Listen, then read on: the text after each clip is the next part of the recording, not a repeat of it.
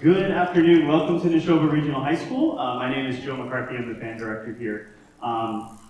And we are so happy that you're able to come out. It's nice, beautiful snow globe, snow outside. It's Oscars Day. It's a great day. So we want to just remind you of a couple things. First of all, just make sure that all of your cell phones and things like that are on silent or better off. Also, you have the 4 emergency exits around the room. And we want to thank a few different people here before we get going. First is the Friends of Music organization, which is our boosters here at the high school who sponsor the Nashoba Symphonic Band, which is made up of about 120 members from, I think we're up to now 25 communities, students as young as 7th grade, all the way up to students as well past 7th grade, from both here at the high school and many surrounding high schools and schools in our area. So it's an awesome opportunity that we have here that isn't offered in many other places really around the world in a way that we're able to do it. So we want to thank our Boosters organization for sponsoring us, as well as the Nashoba Regional School District for providing us with the space, and our custodians and all of those folks that help us get to where we are. So, as normal, we like to begin our production with the Star Spangled Banner. So, if you are able to, we ask that you rise as I introduce Mr. David Bailey and the Nashoba Symphonic Band.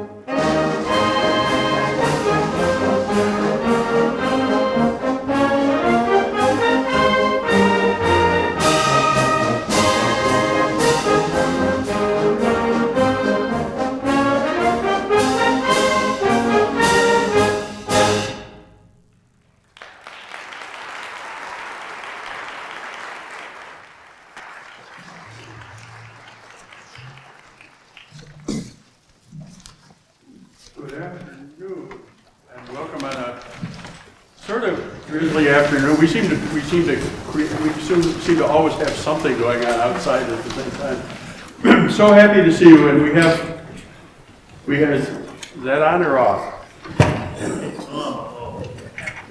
Now it's on. We're happy to have you here for this program of music mostly from the central and western part of America. We opened up with of course, a Sousa march, and nothing's more American than John Philip Sousa. And we're going to move on to a very, very American composer, Aaron Copland, who a lot of times his music has been sort of linked with, the American spirit, Appalachian Spring and Billy the Kid and Rodeo and all of those sorts of things. And so he's been linked to American music. And this piece he wrote actually for student performers at the High School of Performing Arts in New York City. But it's above all meant to exemplify, in a letter, this is in a letter actually that he wrote to a person whose music we're going to listen to later on, Morton Gould. He wrote that this was meant to exemplify the big openness of the center part of America, the prairies, the big blue skies, the winds, the breeze, and all of nature at work, and just sort of this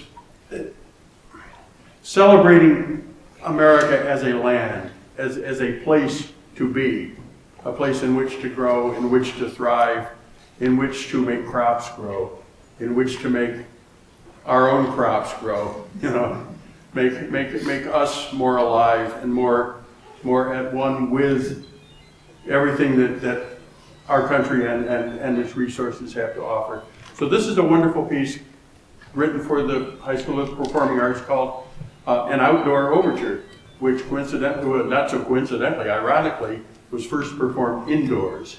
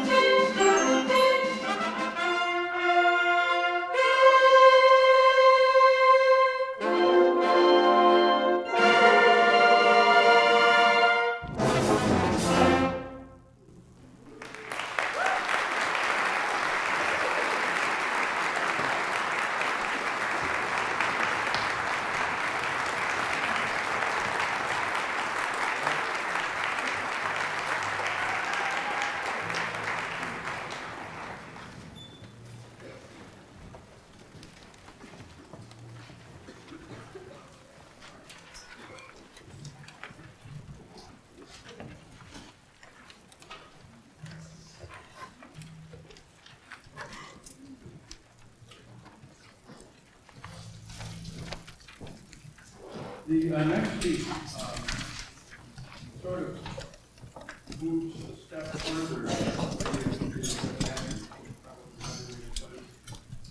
Brent Michael Davids is a Native American activist in north central United States and the southern provinces of Canada.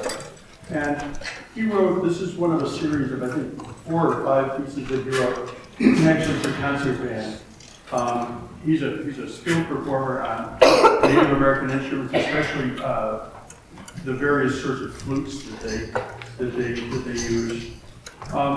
He's written pieces which will tell you something about, and he uses the word Indian, so I would use the word Indian because he more or less grants permission by referring to his Indian rhythms.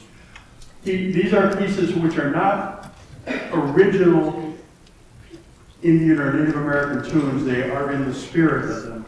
As he well points out, to take folk music that's original folk music and not composed music, and try to place the boundaries of measured lines and exact rhythms, it's darn near impossible. And then he won't try to do that. Rather, what he's trying to give us is a feel of nature, and the fact that when they have treaties, this is not speaking so much of the what Brent Davids calls false treaties between white folks and the Native Americans, so much as Native Americans, Indians, have a treaty with nature.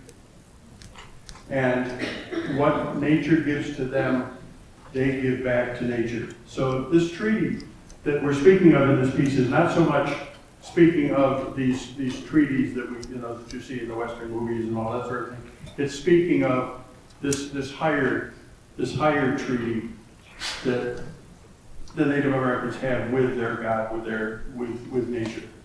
So this is a really, I love this piece because you'll hear the things that you might equate with Native American music. They're very strong percussion drums, because that's a huge part of their music is drums. They're native instruments. They aren't constructed instruments so much as they're made from natural sorts of things, the flutes, the drums, things that you can easily make yourself. So this is Indian Treaty Time by Brent Michael Davids, and we think you'll enjoy this. It's a very powerful piece, and we've come to quite enjoy this. So we hope you'll enjoy it too. Indian Treaty Time, Brent Michael Davids.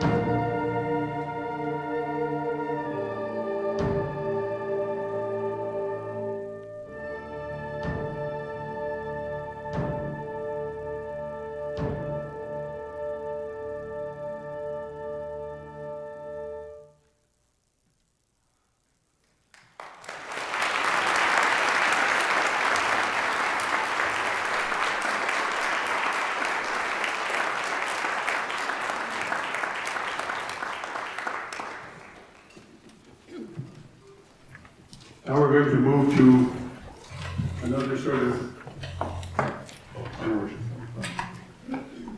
we're going to move to a piece called Spiritual. It's from, and again, we're not thinking so much of the written spirituals of the Native Americans, we are thinking, or the African Americans, we are thinking more of spiritual in the sense of just inner feelings of all of us. This is from a symphony by Gillis, who is just a wonderful American composer who wrote just about the same time as Morton, Gould, and Erik, Copland, and all of those folks were writing back in the 20s and 30s. And so we think you'll enjoy this. This is the Spiritual from Symphony 5½, a symphony for fun.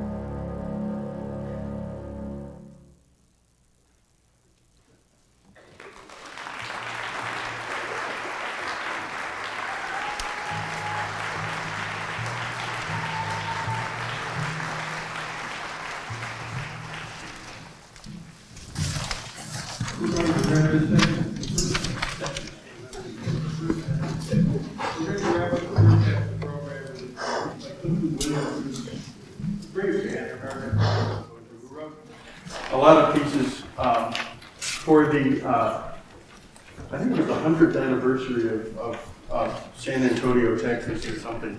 But there were five pieces that were composed for that event with the San Antonio Symphony. And 3 of the 5 he he arranged for band at the same time. And one we played a while back, and one we'll be playing in June, which is called Fiesta, when we have our Spanish theme in June. And this one today, though, fits the bill because it's a square dance. And I think, how many of you out there square dance? Oh, there you are. You're dating us. Square dancing is great, and that used to be one of the things, especially in the country. It was something to do on a Friday or Saturday night, and so it brought everybody into town. We would go to the Grange. The Grange Hall is where we would square dance, and so it brought people that had their weekly things that they did, and that they would all join on a Friday or Saturday night for the square dance down at the Grange Hall or the Fire Hall or down someplace where they could all be together. And I think you'll recognize several different kinds of steps that are going on here. So we think you'll enjoy it. And at the end, there's sort of a blooper because we think somebody falls at the end. And it isn't me, but it might be. But there's sort of a comical ending to it. At the end of a square dance, you'll notice that everybody just sort of drops hands and it just sort of falls apart at the end. So we think you'll enjoy it. This is Clifton Williams. Symphonic dance number 4, square dance. After which we will take a 10 or 15 minute break, and there's plenty of refreshments in the lobby, and come on back because we got a great second half for you.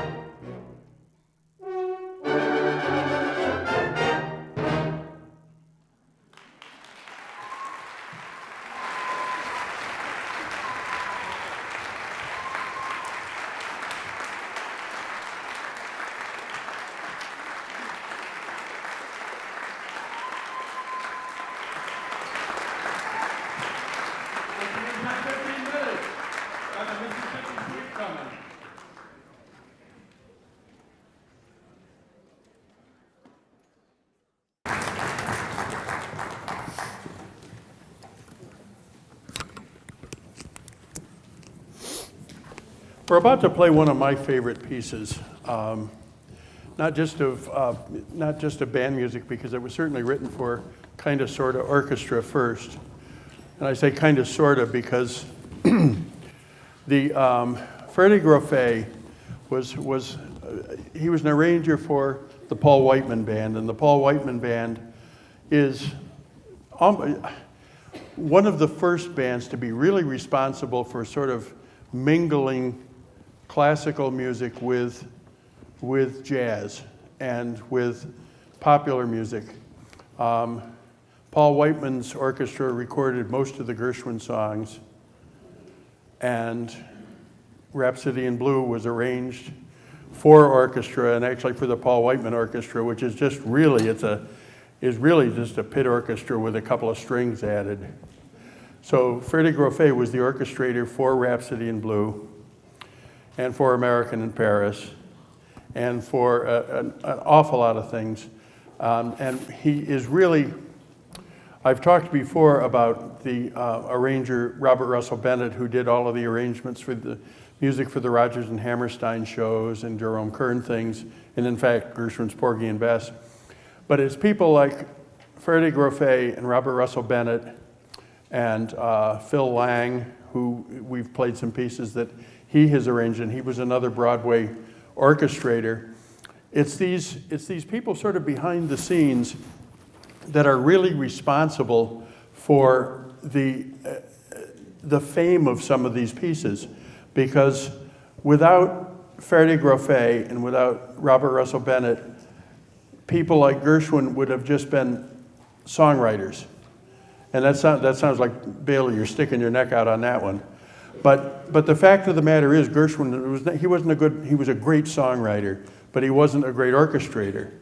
And so he had people like Ferde Grofé behind him, behind the scenes, writing these gorgeous orchestrations. Now, Grofé went on to write on his own an awful lot of music for specifically the Paul Whiteman Orchestra. And one of these today, we're doing a pretty close adaptation to what he actually wrote. We're short the fiddles, as they'd say, but it's pretty much otherwise the same score. In fact, the harp part is exactly the same as it is in the Grofé score. And most of it is. And Grofé also wrote, the piece you might know him for is the Grand Canyon Suite, and which is another favorite of mine. But this piece takes us into that part of American music that is the beginning of Broadway, sort of the end of the operetta. And Grofé shows us not only how wonderful the mighty Mississippi is, and how you're going to hear the river in every single movement, just the ebb and flow of the waves and the movement of the steamboat on the river, and you'll hear the story of Huck Finn and all of this stuff that we kind of grew up with, and we feel that, but we also feel his real collective conscious sort of thing with the popular music of the time. Like, you're going to hear pieces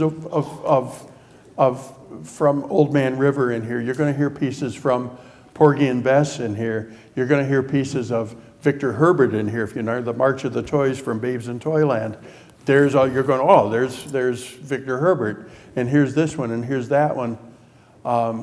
And he was friends with all of them, so he's poking fun. There's a great Gershwin quotation in here from Porgy and Bess. And so listen for those things. And in the last movement, when all of this stuff is going on, all of a sudden you hear from the trombones, here we're getting further south on the Mississippi, and what comes out in the bass voices but Dixie. And so there's all of this stuff that he's putting in there that you may or may not know it there, but it's there, and he consciously put it in there. And even if you don't know it's there, you sort of feel it's there. I know that from someplace, that sort of feel where, boy, I've heard that before, but I can't place it. And it's because there's something in there that there it is. And this is a great piece of Americana. This is the Mississippi Suite by Ferde Grofé.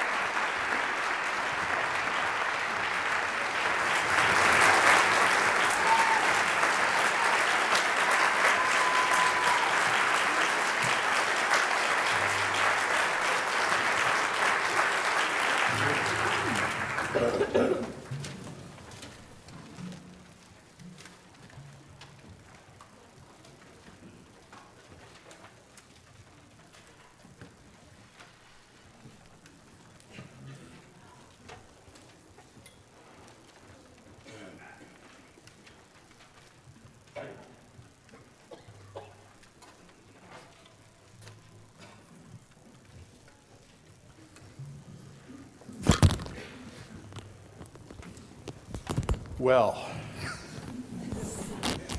before we play our final number, I will tell you that there's a concert coming up.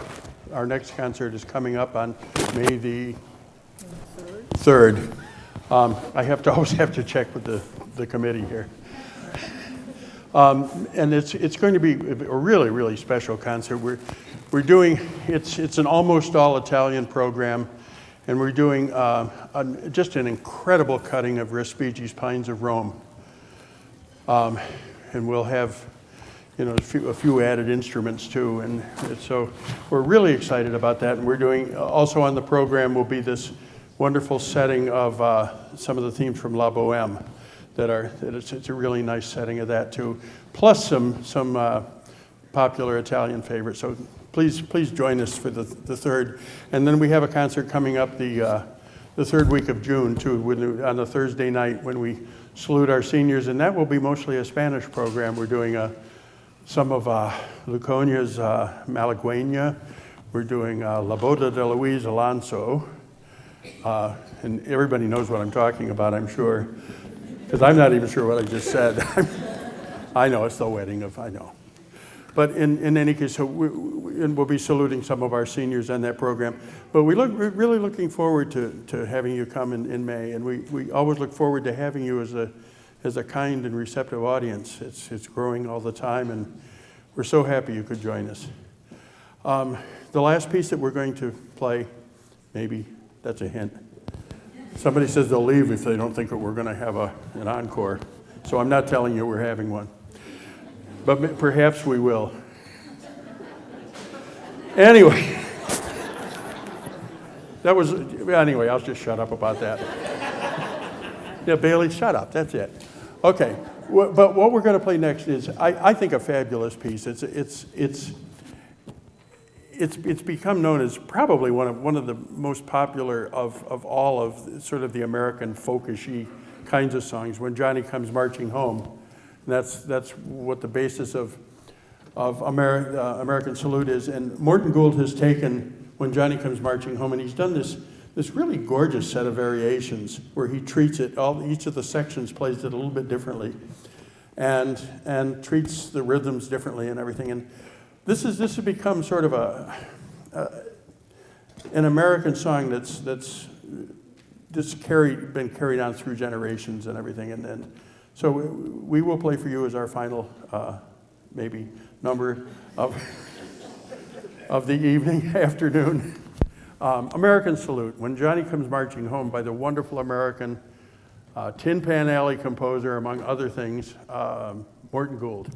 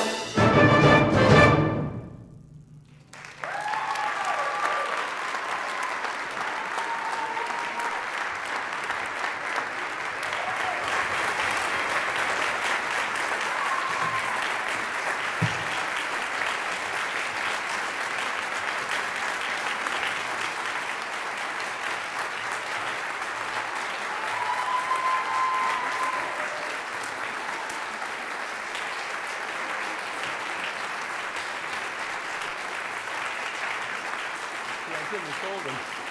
Okay.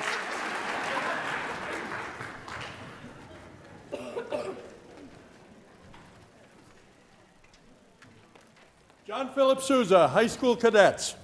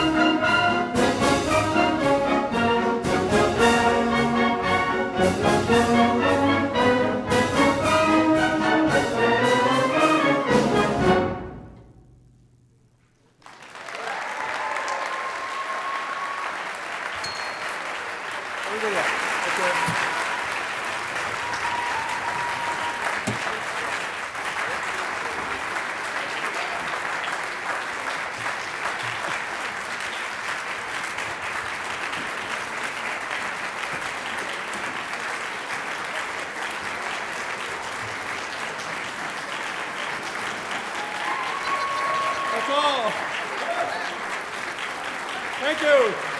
See you in May. No more. See you in May. Thank you so much. Okay, everything has to go back. Good job, though.